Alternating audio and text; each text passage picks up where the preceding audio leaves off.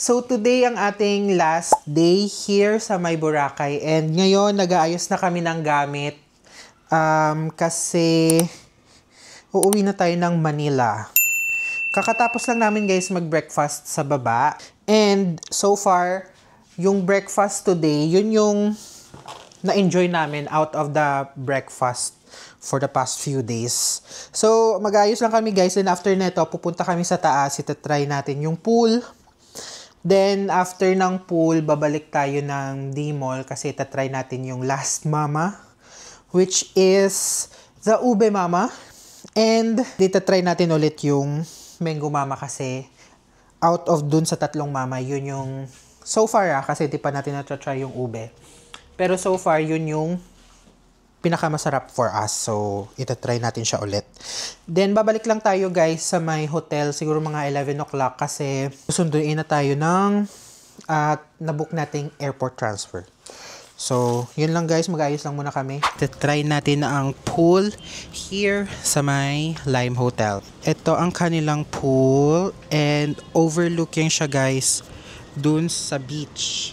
Dun sa dagat. Kitang-kita sa likod.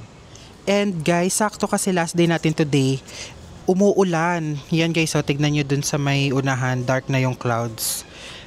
Buti na lang guys, sa last day natin, umuulan kasi for the past few days na nandito tayo, maganda yung weather. Ayan guys, ito yung itsura ng pool here sa may Lime Hotel. Maliit lang siya, pero mukha siyang infinity pool type. So, let's take a dip.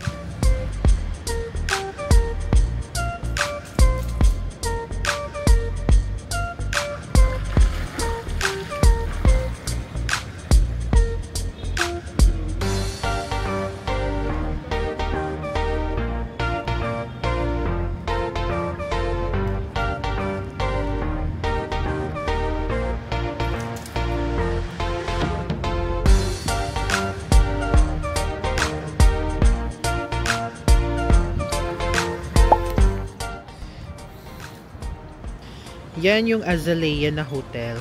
Then, ito yung view right at the pool. Ayan si Jules. Yan guys, ito yung pool situation here. Ayan guys, kita nyo yung dagat dun oh. Yan. Sobrang ano na siya dun. Madilim na part dun. Tapos parang umuulan na dun eh. Then, ito yung mountains dun sa may kabilang side. In fairness guys, ang ganda ng pool area dito. Then, meron din ditong CR. Ayan, may CR din na part. Then, doon naman sa kabilang side, doon, dito.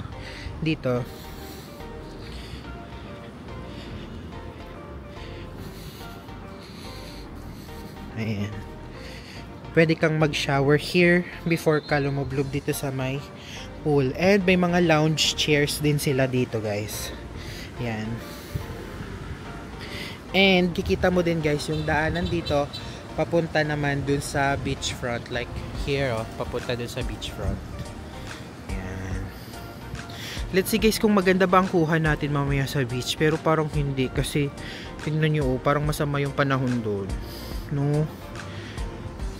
Bala ko pa naman sana gumawa ng TikTok. Eh parang walang araw ngayon. And guys, back to lublog na naman tayo. Let's go!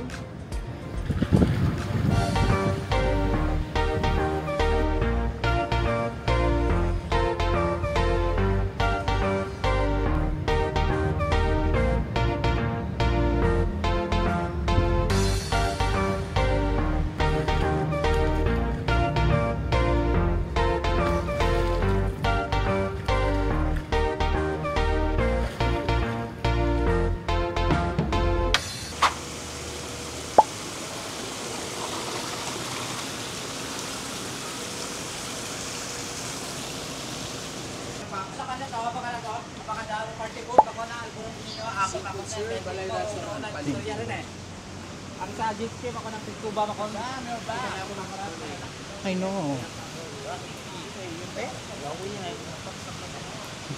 We are finally back here sa my beachfront and nakapag-check out na din kami sa my hotel. Iniwan lang muna namin yung luggage namin doon. Then babalikan na lang namin mamaya. Kasi babalik kami, meron na kaming 1 hour and 30 minutes before kami sunduin ng service pabalik sa may airport. So focus lang kami ngayon sa goal, and yung agenda is matikman yung ube mama, mango mama round 2, and mag-lunch. Siguro light lunch na lang kami ngayon. And wala na ding ulan kasi kanina guys umuulan, 'di ba? Nung naligo tayo sa pool. And right now hindi na. Umaaraw na siya ng konti. Though yung alon medyo malakas pa, no. Maghanap na kami ng kung saan kami kakain. Let's go.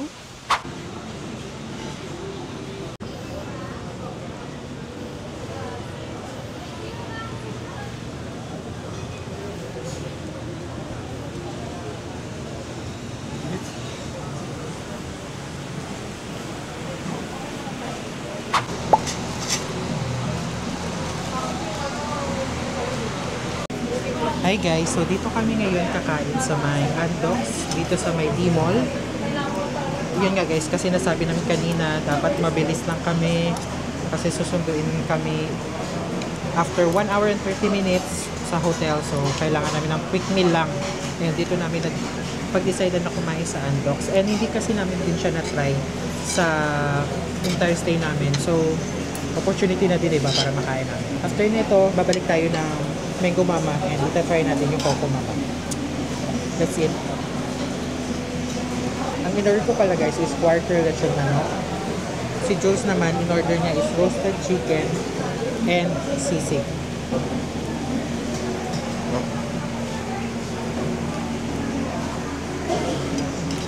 And guys, pag nasa budget or tipid mode kayo sa Boracay, Andox talaga is one of the popular place kung saan kayo pwedeng kumain.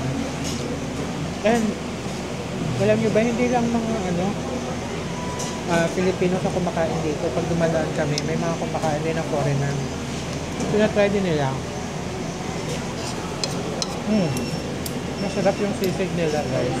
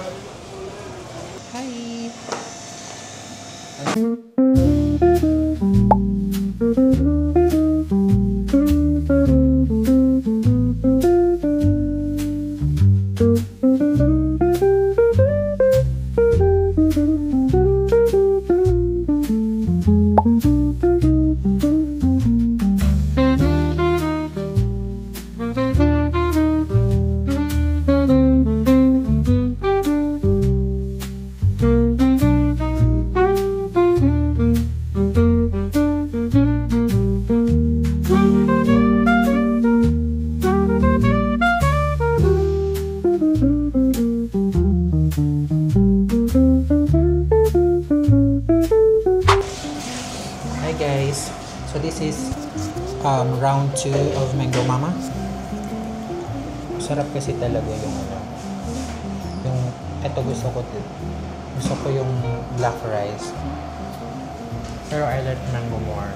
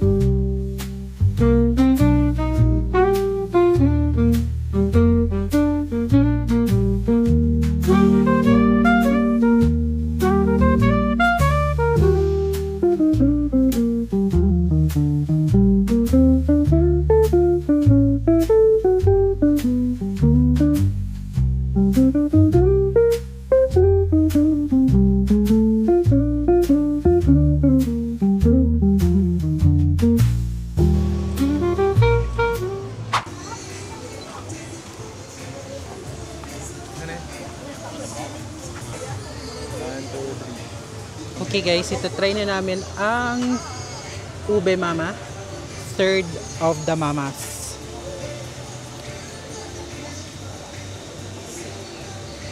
Ano siya guys? May cornflakes. Tapos yung parang ube halaya. Ube halaya. Tapos yung ice cream niya guys, ube ice cream and mais con yelo ice cream. And parang meron siyang pearl. Coconut pearl ata to. Hindi. Bilo-bilo. Bilo-bilo. Sarap.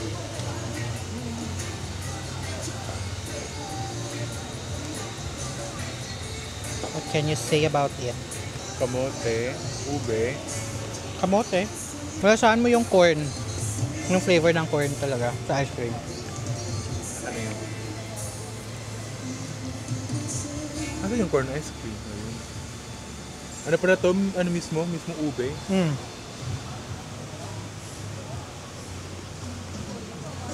Ube halaya. In fairness, expect ko to kasi sa Kokomama. Talaga. Ikaw. Dahil pa naman ako ng ube. Kasi yung Coco Mama, di ba nung natunaw siya, para lang siyang buko salad. Ito kasi, may texture ng cornflakes. Di ba smooth sa bibig yung ice cream and yung ube halaya. Nagko-contrast yung cornflakes dun sa texture nilang pag kinakain. Which is may crunch, kaya masarap. Pero mango pa rin. Pero mango mama pa din talaga number 1. After matikman yung tatlo guys. Dapat din nilagyan ng bilo-bilo. For me okay na yung crunch nung ano. Kasi wala namang lasa yung bilo-bilo, no? And guys, take note pala, kasi sa Coco Mama and sa Mango Mama, tumatanggap sila ng card payment.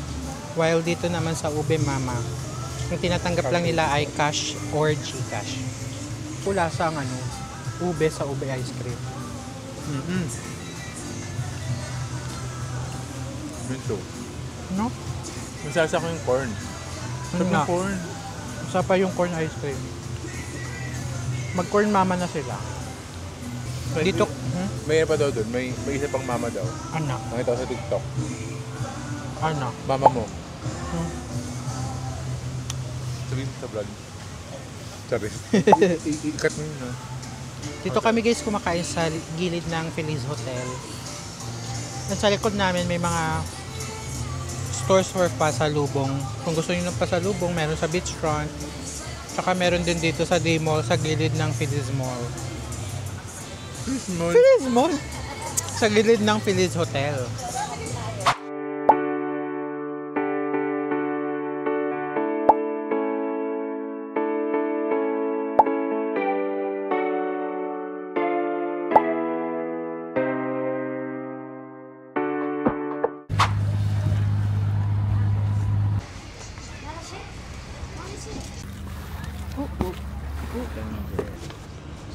Good afternoon. Ay, saan ba? Dito?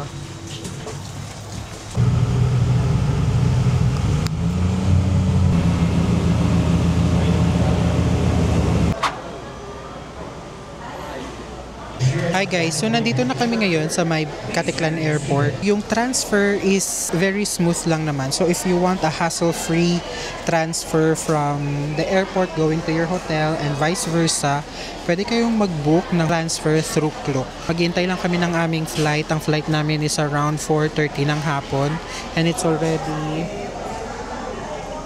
2:30. So dito lang kami maghihintay sa gate namin. Then see you pagdating natin sa Manila.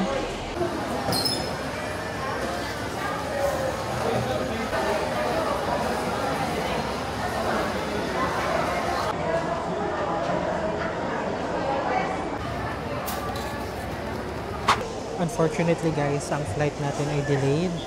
Sabi, possible 30 minutes daw, pero hindi pa kami mabigyan ng departure time. So, dito na lang muna kami. Bumili na lang kami ng drinks and food muna, chicha, while waiting.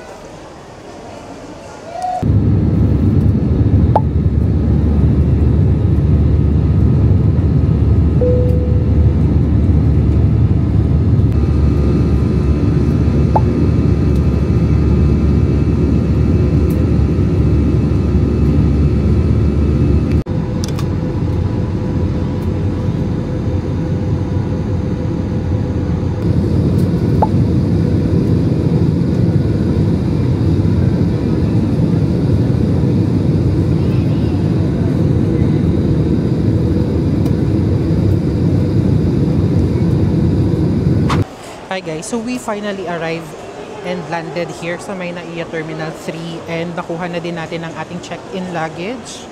And andito guys na nagtatapos ang ating Boracay vlog series. I hope you enjoyed the vlog as much as we enjoyed our vacation. Kung nagustuhan nyo ang video ito, please don't forget to like, share, and subscribe to my YouTube channel and click that notification bell para ma-notify kayo every time na meron tayong bagong upload. And guys, don't forget to follow me as well on my other social media accounts. So guys, stay tuned on my other vlogs and of course sa ating mga ilulutong travel vlogs. That's going to be exciting. It's going to happen like in the next few months, so stay tuned and abangan nyo yon. So yun lang guys, dito lang muna magtatapos ang ating video. Bye!